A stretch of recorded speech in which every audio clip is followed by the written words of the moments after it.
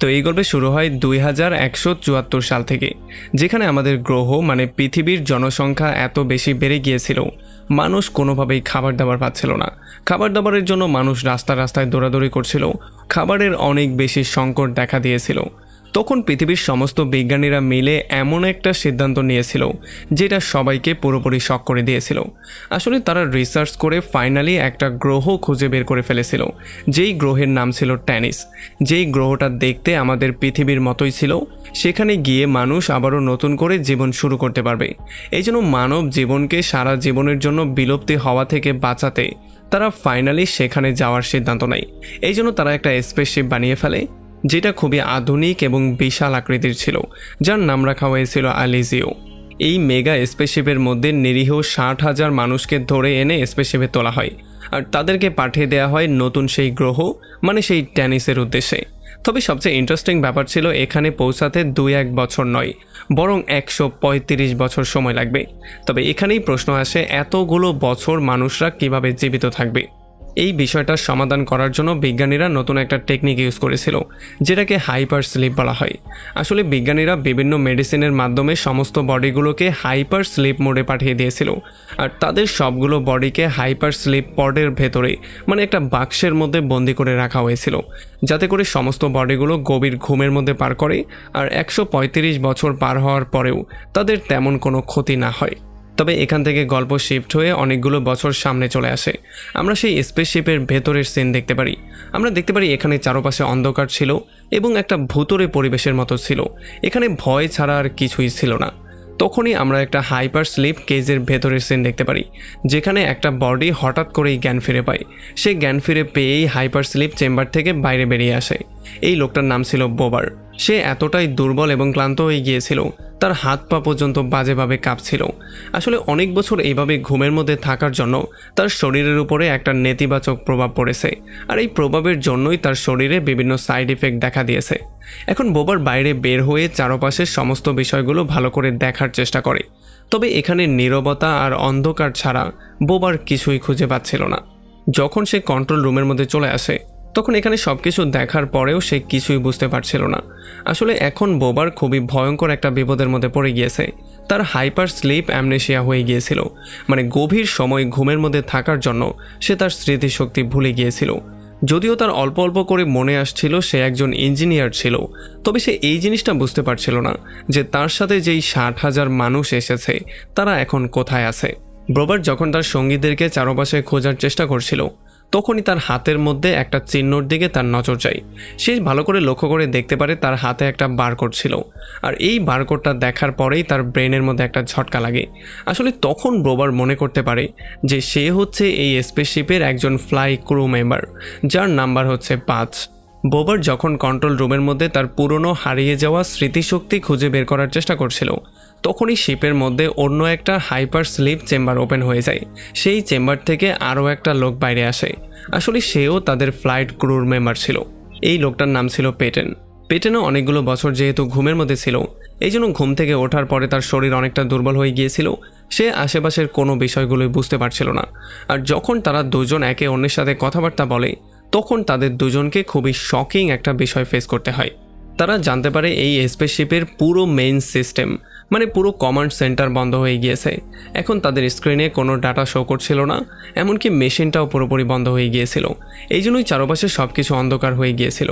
তারা বুঝতে পারছিল না বাকি যেই মেম্বারদেরকে আনা হয়েছে তারা এখন বর্তমানে কোথায় আছে। এই জন্য তারা অনেক বেশি শকড হয়ে গিয়েছিল। তবে তারা কোনোভাবেই হাল ছাড়তে চাইছিল না। তারা চারপাশে ভালো করে খোঁজাখুঁজি করার ট্রাই করছিল। একটু পরে ফাইনালি তারা শিপের ইঞ্জিন ম্যানুয়ালি চালু করার একটা অপশন পেয়ে যায়। বাবার তার ইঞ্জিনিয়ারিংয়ের দক্ষতাকে ব্যবহার করে মেইন ইঞ্জিনকে অন্য একটা ইঞ্জিনের মাধ্যমে শক দিয়ে এটাকে চালু করে ফেলে। আর যখনই এই সিস্টেম চালু হয়ে যায়, তখন তারা সময় নষ্ট না করে দ্রুত তাদের অন্য ফ্লাইট ক্রু মানে অন্য মেম্বারদের সঙ্গে যোগাযোগ করার জন্য বিভিন্ন উপায় অবলম্বন করে। কিন্তু এখানেও তাদের জন্য দুর্ভাগ্য অপেক্ষা করছিল, কারণ তাদের কথাবার্তার রিপ্লাই তো তারা পাচ্ছিলই না, বরং সেখান থেকে কোনো রিপ্লাই আসছিল না। সেখানে শুধু শুনশান নীরবতা ছিল। এখন তারা দেখতে পারে এখানে সমস্ত লাইটগুলো ফ্লিকারিং করছিল। কারেন্টের সমস্যার জন্য বারবার করে লাইট জ্বলছিল আর নিভছিল। এই ব্যাপারগুলোর জন্য তারা অনেক বেশি ভয় পেয়ে যায়। তবে তখনই তাদেরকে আরও একটা বড় সমস্যার সম্মুখীন হতে হয়। তারা দেখতে পারে এখানে যতগুলো অটোমেটিক দরজা ছিল সবগুলো বন্ধ হয়ে গিয়েছিল, আর সিস্টেম যেহেতু কিছুটা অচল হয়ে গিয়েছে এই জন্য এখান থেকে বের হওয়ার তাদের কাছে অন্য কোনো রাস্তা ছিল না। সমস্ত দরজাগুলো এমনভাবে বন্ধ হয়েছিল সেগুলো ম্যানুয়ালি খোলারও কোনো উপায় তাদের কাছে ছিল না।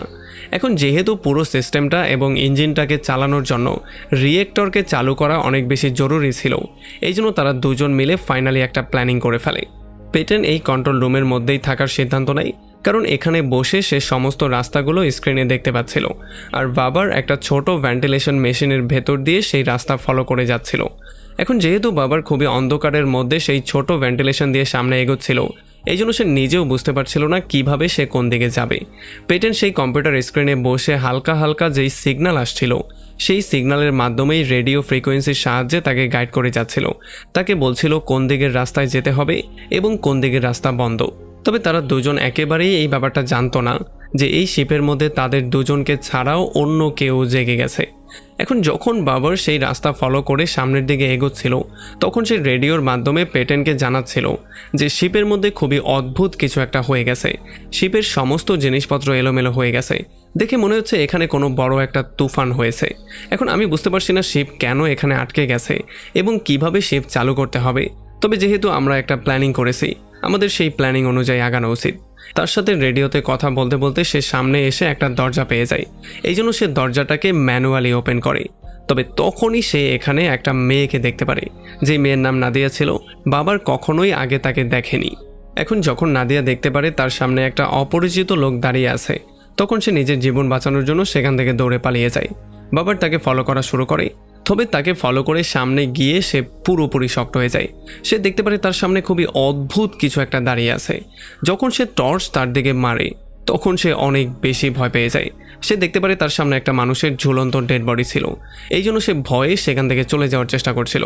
কিন্তু এই ভয়ের সুযোগ নিয়ে নাদিয়া পেছন থেকে এসে তার উপরে আক্রমণ করে দেয় আর তাকে মাটিতে ফেলে তার কন্ট্রোলে নিয়ে নেয়।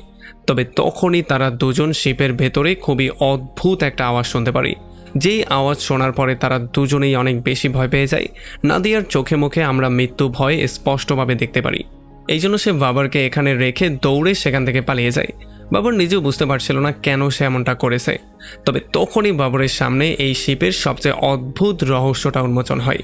সে দেখতে পারে তার সামনে খুবই অদ্ভুত ভয়ঙ্কর একটা এলিয়েন দাঁড়িয়ে আছে। এই এলিয়েনটা কোনো সাধারণ এলিয়েন ছিল না, এইটা খুবই ডেঞ্জারাস এবং মানুষ খেকো একটা এলিয়েন ছিল।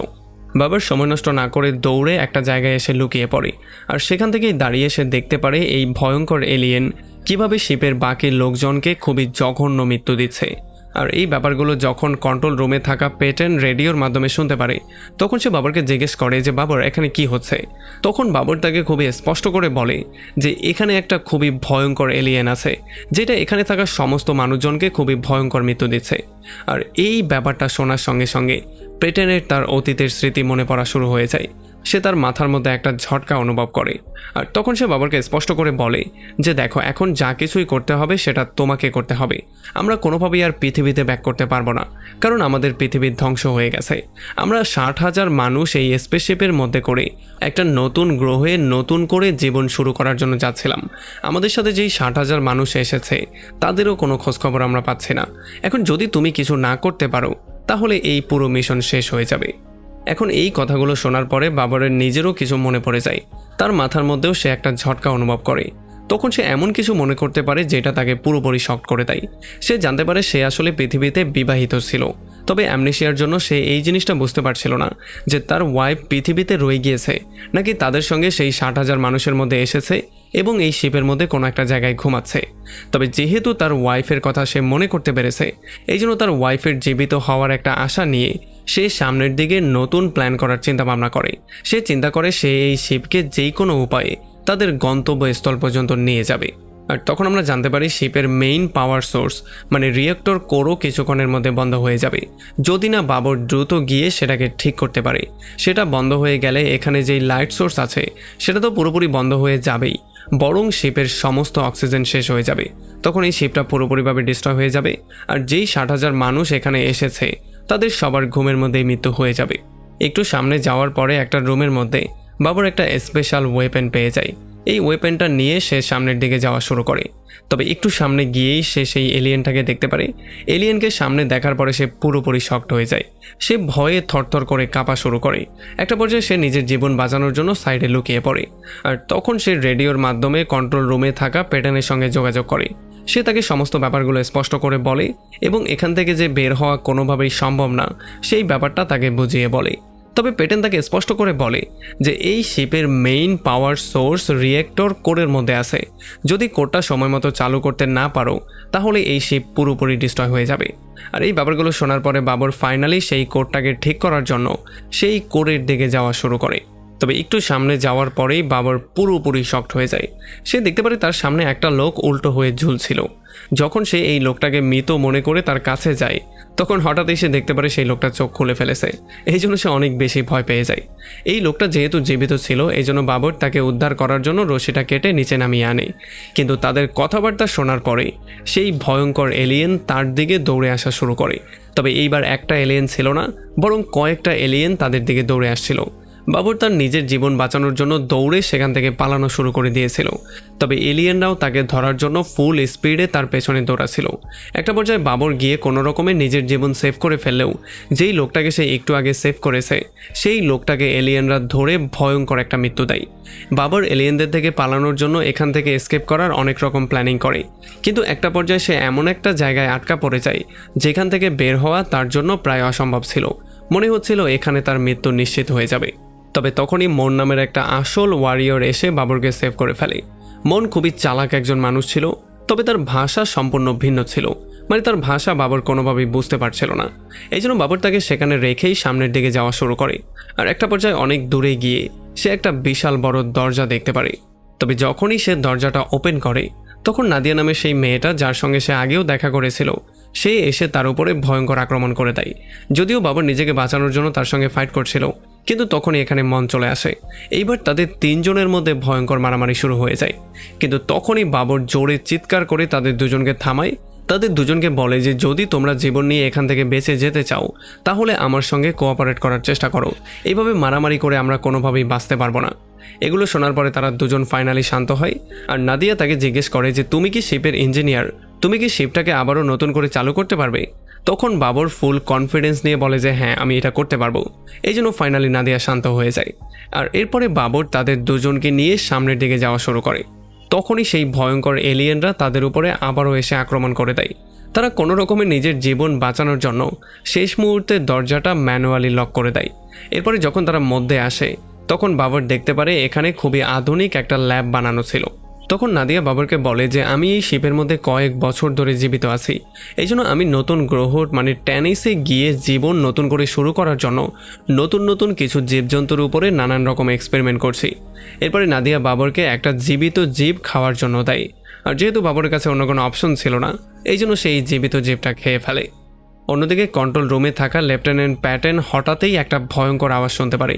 এটা শুনে সে অনেক বেশি ভয় পেয়ে যায়। এই জন্য সে নিজের প্রোটেকশনের জন্য হাতে একটা লাঠি উঠিয়ে নেয়। এরপর সে এই লাঠিটা নিয়ে সেই দিকে যাওয়া শুরু করে যেই দিক থেকে আওয়াজটা আসছিল। যখন সে সেই জায়গা পর্যন্ত পৌঁছায় তখন সে দেখতে পারে একটা লোক ব্যথায় চিৎকার দিচ্ছিল আর তার কাছে বারবার করে সাহায্য চাইছিল। প্যাটেনের যেহেতু তার উপরে একটু মায়া হয় এই জন্য সে তাকে সেখান থেকে টেনে উপরে তুলে আনে। এরপর তাকে জিজ্ঞেস করে তার সাথে কি হয়েছিল। তবে এই লোকটা অনেক বেশি ভয়ের মধ্যে ছিল, এই জন্য সে কিছুই বলতে পারছিল না। এই জন্য পেটেন সমস্ত ব্যাপারগুলো বুঝে তাকে আর কিছু জিজ্ঞেস করে না। অন্যদিকে বাবর নাদিয়া এবং মনের সঙ্গে মিলে শিপের রিয়েক্টর চালু করার জন্য সেই দিকে যাওয়া শুরু করে, কিন্তু মৃত্যু তাদের পিছু ছাড়ছিল না। একটা সময় হঠাৎ করেই তাদের উপরে একটা ভয়ঙ্কর এলিয়েন এসে আক্রমণ করে দেয়। বাবর যখন তার থেকে বাঁচার জন্য অন্যদিকে যাওয়ার চেষ্টা করছিল তখনই তার পা পিছলে যায় এবং সে সোজা একটা গর্তের মধ্যে পড়ে যায়। যেই গর্তটা ছিল ময়লার একটা গর্ত, মানে এটা সি বিচের মতো একটা জিনিস বানানো হয়েছিল যেখানে সমস্ত ময়লা এসে জমা হয়। এই ময়লার মধ্য থেকে সে কোনোভাবেই নিজেকে বের করতে পারছিল না। আর যখন নাদিয়া তাকে সেভ করার জন্য সামনে যায় তখন সেও এই ময়লার ভেতরে পড়ে যায়। তারা দুজন ময়লার ভেতরে আটকা পড়ে দেখতে পাচ্ছিল সেই এলিয়েন তাদেরকে মারার জন্য খুবই কাছাকাছি চলে এসেছিল। তখনই বাবর খুবই চালাকি করে সেই ময়লা থেকে উপরে আসে আর সেই এলিয়েনের দিকে টর্চ লাইট মারা শুরু করে। টর্চ লাইট দেখতে পেয়ে এলিয়েন রাগে পাগলের মতো হয়ে যায় আর সে বাবরের উপরে এসে আক্রমণ করে দেয়। আর এই আক্রমণের জন্য বাবর অনেকটাই আহত হয়ে যায় আর তার হাত থেকে সেই স্পেশাল ওয়েপেনটাও পড়ে যায়। একটু পরে নাদিয়াও সেই ময়লা থেকে বাইরে বেরিয়ে চলে আসে। যখন সে এলিয়েনের উপরে আক্রমণ করে তখন তারা বুঝতে পারে এই এলিয়েন খুবই পাওয়ারফুল ছিল, আর তখনই এখানে মন এসেও সেই এলিয়েনের উপরে আক্রমণ করে দেয়। এরপর তারা 3 জন মিলে এই এলিয়েনকে একসাথে পেটানো শুরু করে। একটা পর্যায়ে তারা 3 জন মিলে এলিয়েনটাকে মেরেই ফেলে। যদিও তারা মনে করেছিল তারা বিপদমুক্ত হয়ে গেছে, তবে আসল বিপদটা এখন তাদের দিকে আসছিল। এখানে তখনই আরও একটা ভয়ঙ্কর এলিয়েন চলে আসে। সে যখন এই মৃত এলিয়েনকে দেখতে পারে তখন সে একটা অদ্ভুত আওয়াজ বের করে শিপের যত বাকি এলিয়েন ছিল তাদের সবাইকে এখানে নিয়ে আসে, আর তাদের সবার সঙ্গে মিলে বাবর, নাদিয়া আর মনের উপরে আক্রমণ করে দেয়। এই এলিয়েনরা এতটাই ভয়ঙ্কর ছিল যে তাদের মধ্যেই কিছু এলিয়েন এসে মৃত এলিয়েনের মাংস খাওয়া শুরু করে, আর বাকি এলিয়েনগুলো এই 3 জনকে ধরার জন্য খুবই স্পিডে ফলো করছিল। আর এই হট্টগোলের মধ্যেই হাইপার স্লিপ চেম্বার থেকে একটা লোক বাইরে বেরিয়ে আসে। সে এসে এলিয়েনদের সামনে পড়ে যায়। এই জন্য এলিয়েনরা তাকে সাথে সাথেই একটা ভয়ঙ্কর মৃত্যু দেয়। তারা 3 জন এলিয়েনদের থেকে নিজেদেরকে বাঁচানোর জন্য সেখান থেকে দৌড়ে একটা কোণায় চলে আসে। একটা সেফ চেম্বারের মধ্যে এসে চেম্বার লক করে দেয়। তবে এখানে তারা লেলেন নামের একটা লোককে দেখতে পারে। যখন তারা ভয় পেয়ে তাকে মারার চেষ্টা করে তখন লেলেন তাদেরকে শান্ত করে আর এখানে লাইট জ্বালিয়ে দেয়। এরপরে লেলেন তাদেরকে আরও একটু শান্ত করার জন্য তাদের সবার সামনে খাবার পেশ করে। আর যখন এই হালকা আলোতে বাবর নাদিয়ার শরীর দেখে তখন সে পুরোপুরি শক্ট হয়ে যায়, কারণ নাদিয়ার শরীরের ভেতরে অনেক অনেক ক্ষতচিহ্ন ছিল। এখানে খাবার খেতে খেতে নাদিয়া একটা অদ্ভুত সত্যি বাবরকে বলে, যেটা শোনার পরে বাবর পুরোপুরি শক্ট হয়ে যায়। নাদিয়া তাকে বলে যে যেই ভয়ঙ্কর এলিয়েনদেরকে তুমি দেখতে পাচ্ছ যারা মানুষের মাংস খাচ্ছে, তারা আসলে অন্য কোনো গ্রহ থেকে এখানে আসেনি, বরং তারা আমাদের সঙ্গেরই সেই মানুষ যারা আমাদের সঙ্গে একই সাথে জার্নি করছিল। এটা শোনার পরে বাবর পুরোপুরি শক্ট হয়ে যায়। আর সে নাদিয়াকে জিজ্ঞেস করে যে এমনটাও কি হওয়া পসিবল।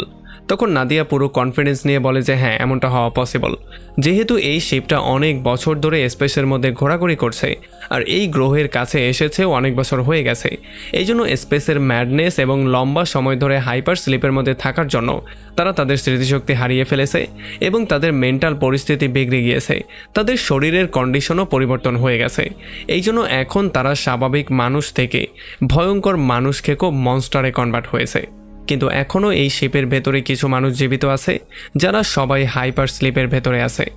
অন্যদিকে পেটেন কন্ট্রোল রুমে বসে সেই লোকটাকে ভালো করে দেখছিল, যেই লোকটার নাম ছিল গ্যালো।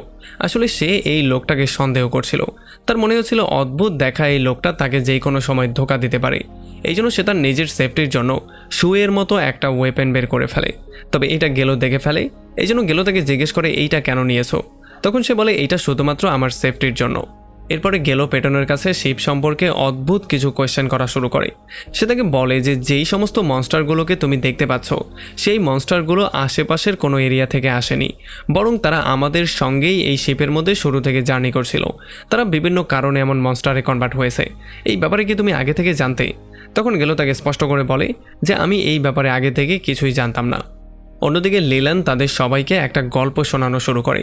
সে বলে যখন পৃথিবী ধ্বংস হয়ে গিয়েছিল তখন এই খবর পাওয়ার পরে শিপের মধ্যে জীবিত থাকা একজন মানুষের উপরে প্যান্ডোরাম মানে স্পেসের পাগলামি শুরু হয়ে গিয়েছিল। প্যান্ডোরাম হচ্ছে এমন একটা জিনিস যেটা স্পেসের মধ্যে অনেকগুলো বছর পার হওয়ার পরে একাকিত্ব, অন্ধকার এবং স্পেসের শুনশান নীরবতার জন্য মানুষের ব্রেইনের মধ্যে অদ্ভুত কিছু রিয়াকশনের সৃষ্টি হয়। আর এই রিয়াকশন থেকে মানুষ পাগলের মতো হয়ে যায়। তার ব্রেইনের পূর্বের সমস্ত স্মৃতি রিমুভ হয়ে যায় এবং সে মৃত্যুর খেলায় নেমে পড়ে। মানে তার একমাত্র লক্ষ্য হয়ে যায় অন্য মানুষকে মেরে ফেলা। এই লোকটা একে একে শিপের সমস্ত অফিসারদেরকে মেরে ফেলেছিল এবং নিজেকে শিপের গড মনে করা শুরু করে দিয়েছিল। সে বাকি হাইপার স্লিপে থাকা মানুষজনকে জাগিয়ে তাদের সবাইকে একে অন্যকে মারার প্রতি উৎসাহিত করে দিয়েছিল আর মানুষের মাংস খেতে তাদেরকে বাধ্য করেছিল। আর এমন করেই তারা সবাই মানুষ থেকে আস্তে আস্তে ভয়ঙ্কর মনস্টারে পরিণত হয়েছিল। অন্যদিকে সেই ছেলেটা পেটেনকে ঠিক একই গল্প শোনাচ্ছিল। এগুলো শোনার পরে পেটেন পুরোপুরি শক্ট হয়ে গিয়েছিল আর ভয়ে সে থরথর করে কাঁপছিল। কিন্তু আসল ভয়ের ব্যাপারটা এখন আসতে যাচ্ছিল, কারণ এদিকে লেল্যান্ড গল্প শোনাতে শোনাতে তাদের উপরে বিষাক্ত গ্যাস ছিটিয়ে দেয়, যে জন্য তারা 3 জন এখানেই বেহুশ হয়ে যায়। যখন তারা জ্ঞান ফিরে পায় তখন তারা দেখতে পারে লেল্যান্ড তাদেরকে উল্টা করে ঝুলিয়ে রেখেছে। নাদিয়া স্পষ্ট করে বুঝতে পারে যে লেল্যান্ড এখন তাদের সবাইকে মেরে তাদের মাংস খাওয়ার প্রিপারেশন নিয়েছে। এই জন্য সে তার উপরে চিল্লাচিল্লি করা শুরু করে, কিন্তু লেল্যান্ড কোনো কথা না বলে তার পেটে চাকু ঢুকিয়ে দেয়। বাবর সমস্ত ব্যাপারগুলো ভালো করেই বুঝতে পারে, এই জন্য সে লিলানকে কথার জালে আটকানোর চেষ্টা করে। সে তাকে বলে যে লিলান, শিপের রিয়েক্টর এখন বন্ধ হয়ে যাচ্ছে, যদি তুমি আমাদেরকে মেরে খেয়ে ফেলো তাহলে শিপের পাওয়ার পুরোপুরি বন্ধ হয়ে যাবে আর শিপ সারা জীবনের জন্য এখানেই আটকে যাবে, আর একটা সময় তোমারও মৃত্যু হয়ে যাবে। এই জন্য যদি তুমি আমাদের সঙ্গে মিলে কাজ করো এবং শিপের পাওয়ার অন করতে আমাদের সাহায্য করো তাহলে আমাদের সাথে সাথে তুমি নিজেও বাঁচতে পারবে। এখন ব্যাপারটা তুমি চিন্তা করে দেখবে। আর এই কথার জালে লিলেন পা দিয়ে ফেলে, এই জন্য সে ফাইনালি তাদের সবাইকে ছেড়ে দেয়। তবে বাবরের সেই স্পেশাল ওয়েপেনটা সে নিজের কাছে রেখে দেয়। এরপরে রেডিওর সাহায্যে বাবর দ্রুত পেটানের সঙ্গে কন্ট্যাক্ট করে। পেটান তাদেরকে বলে যে দ্রুত তোমাকে এই কাজটা করতে হবে, আমাদের হাতে সময় খুবই কম আছে। যখন তারা চারজন সেই রিয়েক্টরের কাছাকাছি চলে আসে তখন তারা রাস্তায় একটা এলিয়েনের ছোট বাচ্চা দেখতে পারে। এই বাচ্চা তাদের দেখে ভয় পেয়ে সেখান থেকে দৌড়ে পালিয়ে যাওয়া শুরু করে। সে অদ্ভুত রকম করে কিছু শব্দ বের করছিল, আর এই শব্দ শুনে বাকি এলিয়েনরা দৌড়ে এখানে চলে আসে আর তারা সবাই তাদেরকে মারার জন্য তাদের পেছনে পেছনে দৌড়ানো শুরু করে। তারা নিজেদের জীবন বাঁচানোর জন্য একটা অন্ধকার জায়গায় গিয়ে লুকিয়ে পড়ে। এখান থেকে কিছুটা সামনে যাওয়ার পরে ফাইনালি তারা সেই রিয়েক্টর কোর খুঁজে পেয়ে যায়, মানে শিপের মেইন পাওয়ার সিস্টেম। তারা একটা লোহার সিঁড়ি দিয়ে আস্তে আস্তে করে নিচে নামে এবং এখানের সমস্ত ব্যাপারগুলো পর্যবেক্ষণ করা শুরু করে। অন্যদিকে কন্ট্রোল রুমের ভেতরে গ্যালো পিটারের মাথা খারাপ করে দিচ্ছিল। সে বারবার করে তাকে উল্টাপাল্টা অনেক কিছু বলছিল। সে বলছিল এখান থেকে আমাদের যে কোনো উপায় বের হতে হবে, নয়তোবা আমাদের সবার মৃত্যু হয়ে যাবে। পিটার তাকে চুপ করার জন্য বলে, তবে গ্যালো কোনোভাবেই তার কোনো কথা শুনছিল না। তার পাগলামি আস্তে আস্তে করে বেড়েই যাচ্ছিল। রিয়েক্টর রুমের মধ্যে বাবর রিয়েক্টর রিসেট করার বাটনের কাছে যাওয়ার জন্য একটা সরু লোহার সিঁড়ি দিয়ে সামনে যাওয়া শুরু করে, কিন্তু যখন সে নিচে তাকায় তখন সে পুরোপুরি শক্ট হয়ে যায়। কারণ সে দেখতে পারে এখানে হাজার হাজার মানুষ খেকো এলিয়েন ঘুমাচ্ছিল, মানে এটা তাদের আসল আস্তানা ছিল, এখানেই তারা বিশ্রাম নিচ্ছিল। তবে যখন সে সামনে আগানোর চেষ্টা করে তখনই সেই লোহার সিঁড়িটা ব্রেক হয়ে যায় আর সে নিচের দিকে পড়ে যাওয়া শুরু করে। সে কোনো রকমের লোহার সিঁড়িটা ধরে নিচে ঝুলছিল। নাদিয়া দৌড়ে এসে তার হাতটা ধরে তাকে টেনে তোলার চেষ্টা করে। মন কোনো রকমে সেই লোহার সিঁড়িটাকে আবারও জোড়া দেওয়ার চেষ্টা করে, কিন্তু শত চেষ্টা করার পরেও নাদিয়ার হাত থেকে বাবরের হাতটা ছুটে যায় আর সে সোজা সেই এলিয়েনদের আস্তানার মধ্যে গিয়ে পড়ে। নাদিয়া অনেক বেশি আপসেট হয়ে নিজে থেকেই পাওয়ার আবারও চালু করার চেষ্টা করা শুরু করে আর খুবই আপসেট হয়ে নিচে বাবরের দিকে তাকায়। বাবর এখন খুবই ডেঞ্জারের মধ্যে ছিল, কারণ তার চারপাশে হাজার হাজার মানুষকে এলিয়েন ছিল। যদি তাদের মধ্যে একজনও জেগে যায় তাহলে তার খেলা এখানেই শেষ হয়ে যেত। এখানে বাবর তার বুদ্ধিমত্তার ব্যবহার করার সিদ্ধান্ত নেয়। সে পাশে পড়ে থাকা মানুষের পচা মাংস তার পুরো শরীরে লাগিয়ে নেয় আর মরা মানুষের চামড়ার মাধ্যমে তার মুখটাকে ভালো করে ঢেকে ফেলে। সে এই কাজটা এই জন্য করে যাতে করে এলিয়েনরা তার গায়ের গন্ধে এটা বুঝতে না পারে তাদের মধ্যে একটা জীবিত মানুষ আছে। এরপর সে আস্তে আস্তে হাজার হাজার মানুষকে এলিয়েনকে ক্রস করে সামনের দিকে যাওয়া শুরু করে। সে এমনভাবে সামনের দিকে যাচ্ছিল যাতে কোনো এলিয়েনের ঘুম ভেঙে না যায়। কন্ট্রোল রুমের মধ্যে গ্যালোর পাগলামি আরও বেশি বেড়ে গিয়েছিল। সে একটা গান বের করে পেটনকে ভয় দেখানো শুরু করে। এই জন্য পেটন খুবই চালাকি করে তাকে একটা বক্সের মধ্যে বন্দি করে দেয়। বক্সের মধ্যে বন্দি হয়ে গ্যালো আরও বেশি চিল্লাচিল্লি করা শুরু করে, কিন্তু এই চিল্লাচিল্লির প্রভাব এখন পেটনের উপরে পড়ছিল না। সে তাকে বক্সের মধ্যে বন্দি অবস্থায় রেখে দেয়। অন্যদিকে বাবর আস্তে আস্তে করে সামনে এগিয়ে ফাইনালি সেই জায়গায় চলে আসে যেখান থেকে সে সিঁড়ির মাধ্যমে রিসেট বাটনের কাছে পৌঁছে যাবে। তবে তখনই বৃদ্ধ লেলেনের দ্বারা একটা বড় ভুল হয়ে যায়। তার হাত থেকে সেই টর্চ লাইটটা সোজা নিচে পড়ে যায়, যেই জন্য এই টর্চ লাইটের শব্দে সমস্ত এলিয়েনের ঘুম ভেঙে যায় আর তারা চিৎকার চেঁচামেচি করে বাবরকে ধরার জন্য সেদিকে যাওয়া শুরু করে। কিন্তু তখনই মনের হাত থেকে সেই লোহার সিঁড়িটাও ছুটে যায় আর সিঁড়িটা গিয়ে সোজা এলিয়েনদের উপরে পড়ে, যেই জন্য শিপের মধ্যে আগুন লেগে যায়। আর এই সুযোগে বাবর উপরে উঠে রিয়েক্টরকে রিসেট করার সমস্ত কাজকর্ম করা শুরু করে। সমস্ত এলিয়েনরা মনকে মারার জন্য তার পেছনে দৌড়ানো শুরু করে। মন তার জীবন বাঁচিয়ে দ্রুত সেখান থেকে পালিয়ে যায়। তখন বাবরা নাদিয়াকে মারার জন্য একটা এলিয়েন তাদের দিকে যাওয়া শুরু করে। নাদিয়া ভয় না পেয়ে সেই এলিয়েনকে মোকাবেলা করার সিদ্ধান্ত নেয়। সে একটা চাকু বের করে তার উপরে বারবার করে আক্রমণ করে ফাইনালি তাকে নিচে ফেলে দেয়।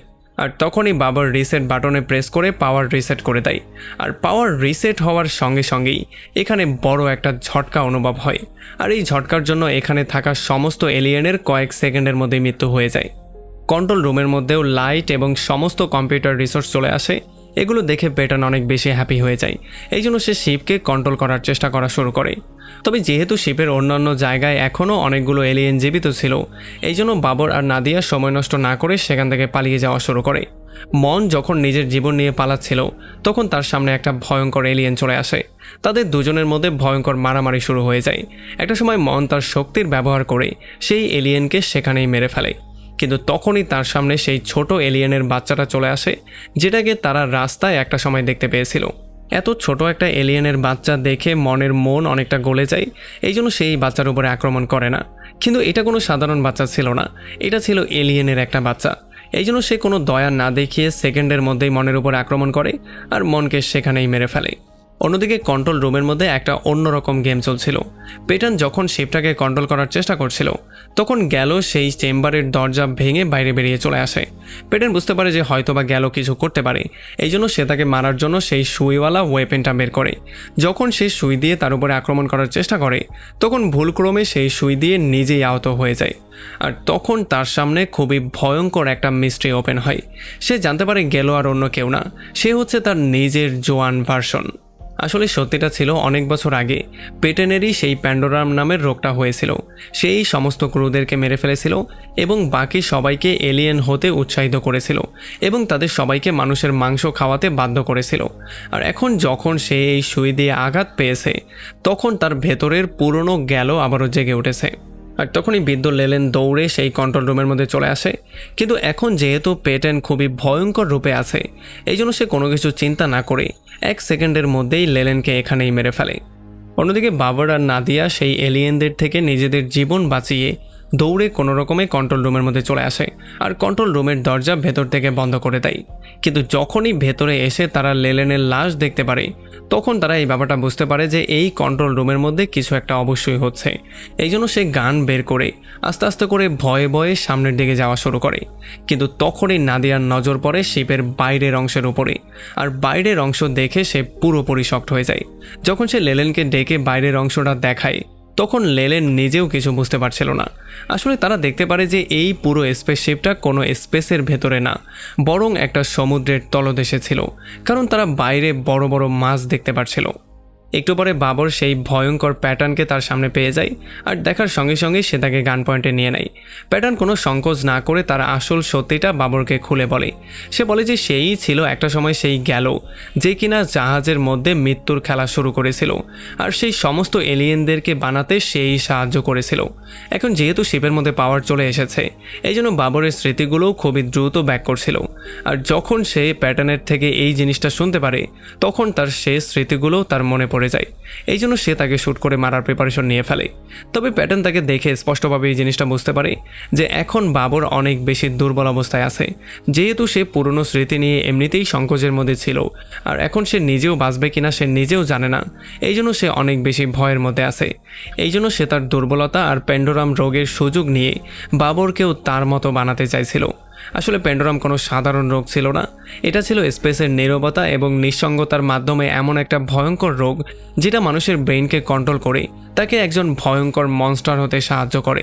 বাবর প্যাটেনকে চুপ করার জন্য বলছিল, তবে প্যাটেন কোনোভাবেই চুপ করছিল না, বরং সে তাকে কথার জালের মধ্যে ফাঁসানোর চেষ্টা করছিল। সে চাইছিল যে কোনো উপায়ে প্যাটেনকে এই রোগের মধ্যে আসক্ত করে তার মাধ্যমেও সেই ভয়ঙ্কর খুনগুলো করাতে।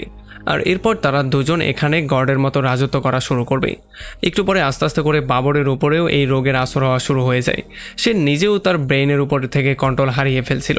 আর ঠিক সেই মুহূর্তেই তাদের মাঝখানে নাদিয়া চলে আসে।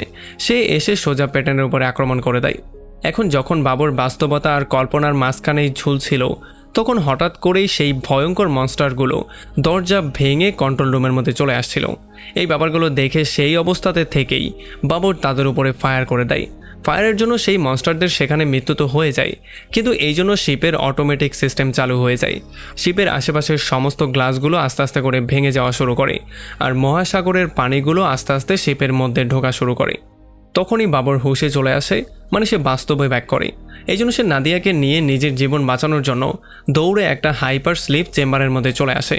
এখানে এসে সে দ্রুত এই চেম্বারের দরজা বন্ধ করে দেয়।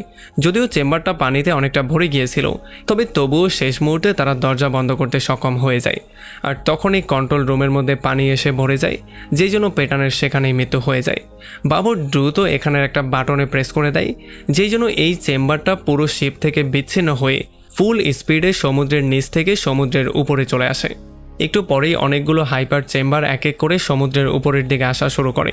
আসলে এগুলো এই জন্য হয়েছিল যেহেতু শিপের অটো পাইলট মোড চালু হয়ে গিয়েছিল, এই জন্য শিপে ইমার্জেন্সি অ্যালার্টের জন্য শিপ থেকে সমস্ত চেম্বারগুলো আলাদা হয়ে উপরের দিকে আসছিল। আর এই চেম্বারগুলোর ভেতরে শিপের সেই সমস্ত নিরীহ মানুষগুলো জীবিত ছিল যারা এই জার্নিতে তাদের সঙ্গে ছিল।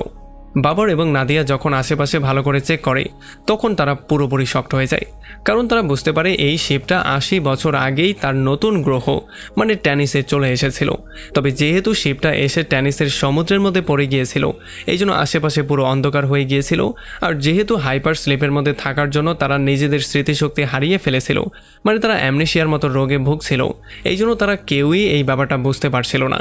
আর এখন এই অটো পাইলটের জন্য যখন তারা বাইরে এসেছে, তখন তারা পুরো ব্যাপারটা পরিষ্কার হয়ে গিয়েছে। বাবর আর নাদিয়া এই সুন্দর গ্রহের সুন্দর দৃশ্যগুলো উপভোগ করা শুরু করে, কারণ এই গ্রহ পৃথিবীর মতোই অনেকটা সুন্দর ছিল। আর যেহেতু শিপটা সমুদ্রের নিচে তলিয়ে গিয়েছিল আর ব্লাস্টের জন্য শিপের ভেতরে পানিও ঢুকে গিয়েছিল, এই জন্য সমস্ত মানুষ খেকো মনস্টারের সেখানেই পানির মধ্যে মৃত্যু হয়ে গিয়েছিল। আর এমনই একটা ইন্টারেস্টিং পয়েন্টে এই পুরো মুভিটা এখানেই শেষ হয়ে যায়।